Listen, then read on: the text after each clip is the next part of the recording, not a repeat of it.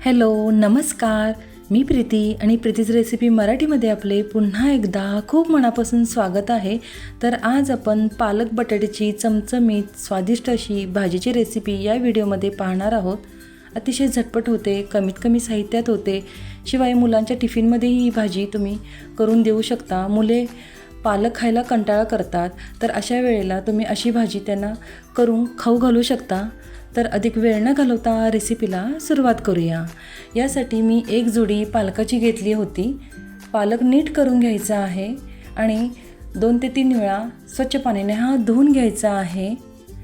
पालक हा धुवून घ्यायचा आहे. आता कट करून घेऊया. पूर्ण पाणी काढून घ्यायचं आहे, निथळून घ्यायचं आहे पालक आणि त्यानंतर सुरीच्या साहाय्याने मी कट करून घेते. हे पहा, मी असा कट करून घेतलेला आहे. खूप मोठा नाही, खूप बारीक नाही, अशा प्रकारे हा कट करून घेतलेला आहे. त्यानंतर बटाटे घेतलेले आहेत. इथे 2 बटाटे स्वच्छ धुवून घ्यायचे आहेत आणि याची साल काढून घ्यायची आहे. व्यवस्थित अशी साल मी काढून घेतलेली आहे आणि आता कट करून घेते. तर याच्या आता मोठ्या मोठ्या मी फोडी कट करून घेणार आहे. हे पहा, बटाट्यामुळे छान स्वादिष्ट भाजी होते. फोडी ह्या पाण्यात टाकलेल्या आहेत. मी अशा चौकोनी आकारात कट करून घेतलेला आहे बटाटा आणि पाण्यात टाकाव्यात म्हणजे फोडी काळ्या पडत नाहीत. तर इथे मी 7-8 लसणाच्या पाकळ्या घेतलेल्या आहेत. मध्यम आकाराचा टोमॅटो एक घेतलेला आहे. 2 कांदे घेतलेले आहेत आणि 7-8 मिरच्या घेतलेल्या आहेत कट करून. गॅस सुरू करून एका कढईमध्ये मी 2 मोठे चमचे तेल टाकलेले आहे. तेल चांगले गरम झाल्यानंतर लसणाच्या पाकळ्या कट करून घेतलेल्या आहेत त्या टाकलेल्या आहेत. लसूण चांगला फ्राय होऊन द्यायचा आहे. हिंग टाकलेले आहे. 2 चिमट हिंग टाकलेला आहे. आलं आहे, हे अर्धा इंच आलं मी क्रश करून टाकलेले आहे आणि व्यवस्थित आता तेलामध्ये हे सगळं फ्राय करून घेणार आहे. 2 मध्यम आकाराचे कांदे मी कट करून घेतलेले होते. चौकोनी आकारात कांदे कट करून घेतलेले आहेत. तेलामध्ये व्यवस्थित आता हे फ्राय करून घेते. छान परतून घ्यायचा आहे कांदा. लसणाचा कांद्याचा कच्चापणा जाईपर्यंत तेलात हा व्यवस्थित परतून घ्यायचा आहे. हे पहा, लसणाचा सोनेरी रंगावर येईपर्यंत मी परतून घेतलेला आहे आणि कांदा देखील एकदम सॉफ्ट असा झाला पाहिजे. यासाठी यामध्ये मी आता नंतर मीठ टाकणार आहे. आता 7-8 मिरच्या मी कट करून घेतलेल्या होत्या त्या देखील टाकलेल्या आहेत. तिखटाचे प्रमाण आपल्या आवश्यकतेनुसार ठेवावे.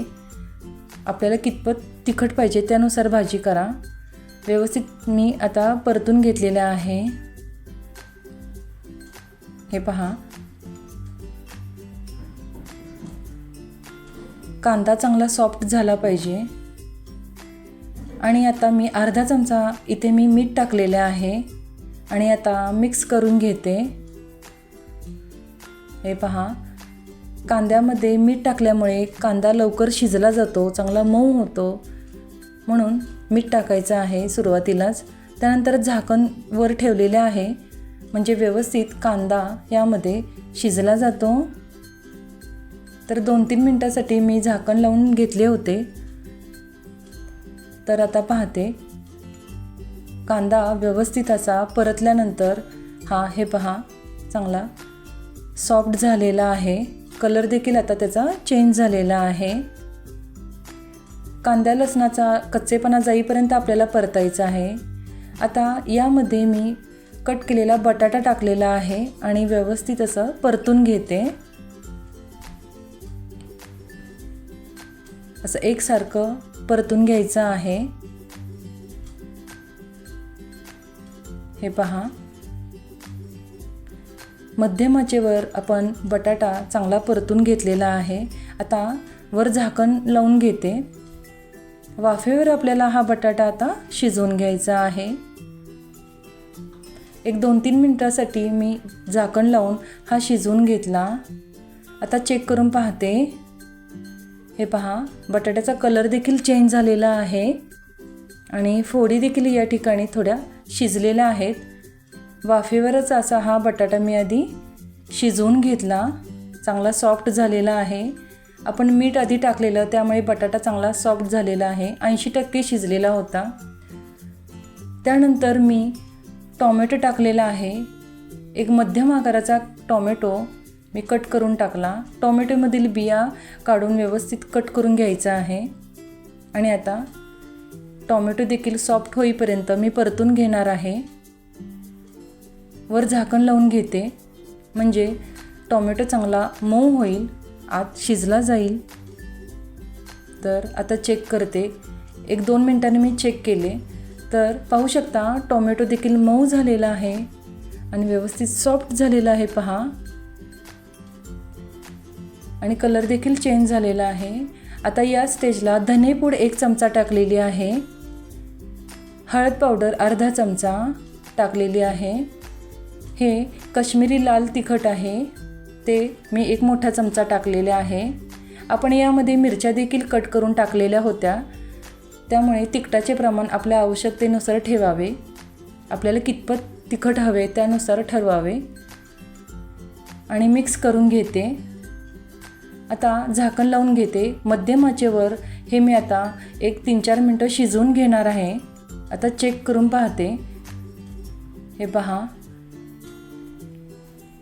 चांगलं मऊ झालेलं आहे टोमॅटो देखील आणि मसाले व्यवस्थित ह्याला कोट झालेले आहेत. तुम्ही पाहू शकता बटाटा देखील यातला शिजलेला आहे. टोमॅटो देखील सॉफ्ट झालेला आहे.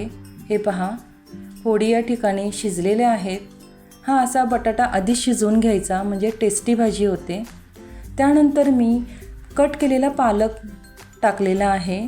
हे पहा, असा शेवटी मी थोडा पालक टाकलेला आहे आणि असंच वर झाकण लावून मी हा पालक असा शिजवून घेणार आहे. हे पहा, अशा प्रकारे पालक शिजवून घ्यायचा आहे. असा वरच पालक ठेवून घ्यायचा आहे. पालकामध्ये पाण्याचा अंश असतो त्यामुळे या भाजीमध्ये पाणी टाकायची गरज नसते.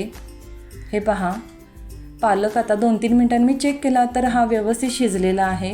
हे पहा, पालक देखील सॉफ्ट होईपर्यंत शिजवून घ्यायचं आहे. अशा प्रकारे 1-2-3 मिनिटांनी मी परत झाकण लावून घेतले आणि 2-3 मिनिटांनी मी हे शिजवून घेतलेले आहे.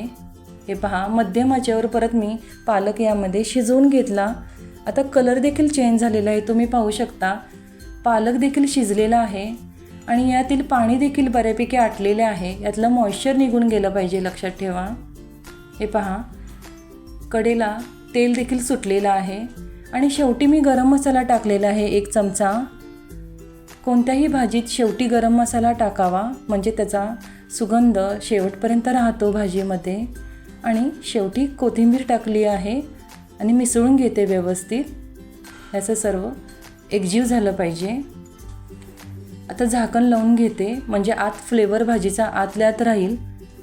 तर 2-3 मिनिटांनी मी परत झाकण काढून पाहिलं तर भाजी आपली शिजलेली आहे. या ठिकाणी पालक बटाट्याची चविष्ट स्वादिष्ट भाजी रेडी आहे. सुंदर कलर आलेला आहे, तुम्ही पाहू शकता. हे पहा, एकदम व्यवस्थित शिजलेली आहे. पालकामध्ये पाण्याचा अंश असतो त्यामुळे भाजीत पाणी घालायची गरज नाही लागत. आणि पालकामध्ये देखील मिठाचा अंश असतो त्यामुळे जास्त मीठ टाकायचं नाही, लक्षात ठेवा. तर या ठिकाणी पालक बटाट्याची भाजी रेडी आहे. तुम्हाला ही रेसिपी कशी वाटली मला कमेंटद्वारे नक्की कळवा. तसेच व्हिडिओ आवडला तर व्हिडिओला लाईक करा, शेअर करा आणि अजून जर आपण आपल्या चॅनलला सबस्क्राईब केलं नसेल तर प्लीज सबस्क्राईब करा. सोबतच्या बेल आयकॉनलाही क्लिक करा जेणेकरून नवीन रेसिपीचे अपडेट्स तुम्हाला मिळत राहतील. अतिशय पौष्टिक अशी ही भाजी या ठिकाणी रेडी आहे. नक्की करून पहा, खूप टेस्टी होते. मुलांच्या टिफिनमध्येही देऊ शकता. तर पुन्हा भेटू नवीन एका अशा छानशा रेसिपीसह. धन्यवाद.